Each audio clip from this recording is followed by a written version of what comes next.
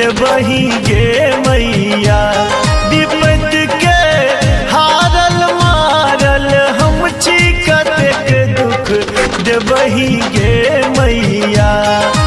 नैनक नोर सुखा गेल कानत कतेक कनबही गे मैया।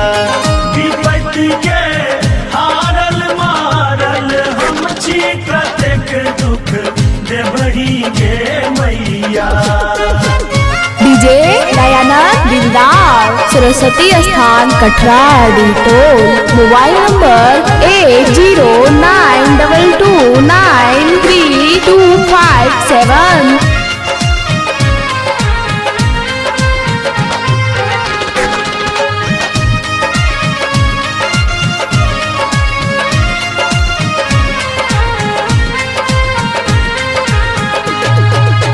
रहलो माँ सदीखन मेहनतिया घेरने रहल मुदा हमरा विपतिया। घेरने रहल मुदा हमरा विपतिया। रहलो माँ सदीखन मेहनतिया घेरने रहल मुदा हमरा विपतिया। घेरने रहल मुदा हमरा विपतिया। बोनक कोयली बन भटकै छी हम कतेक वे बिही गे मैया। विपत के हारल मारल हम छी कतेक दुख देबही गे मैया। विपत के हारल मारल हम छी कतेक दुख देबही गे मैया।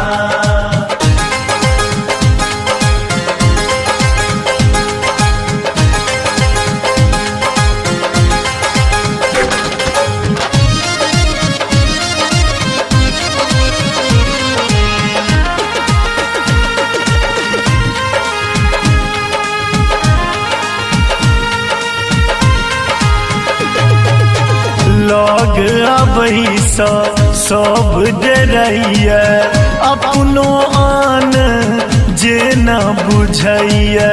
अपनो आन जे न बुझैया। लग अबही सब डरैया अपनो आन जे न बुझैया। अपनो आन जे न बुझैया। तोरे हम शरणागत छी आब कोना लेबही गे मैया। विपत के हारल मारल हम छी कतेक दुख देबही गे मैया।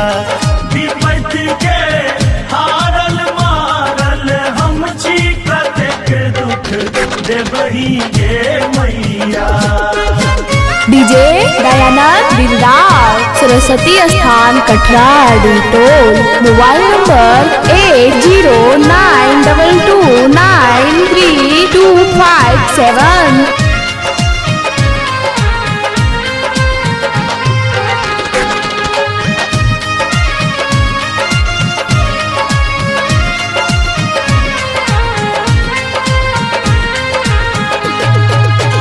राख अपन चाकर माँ हमरा बोइन में दी है ममता के बखरा। बोइन में दी है ममता के बखरा। राख अपन चाकर माँ हमरा बोइन में दी है ममता के बखरा। बोइन में दी है ममता के बखरा। बिलट जे उज्ज्वल बेटा जोन कोर लगे बही गे मैया। विपत के हारल मारल हम छी कतेक दुख देबही गे मैया। विपत के हारल मारल हम छी कतेक दुख देबही गे मैया।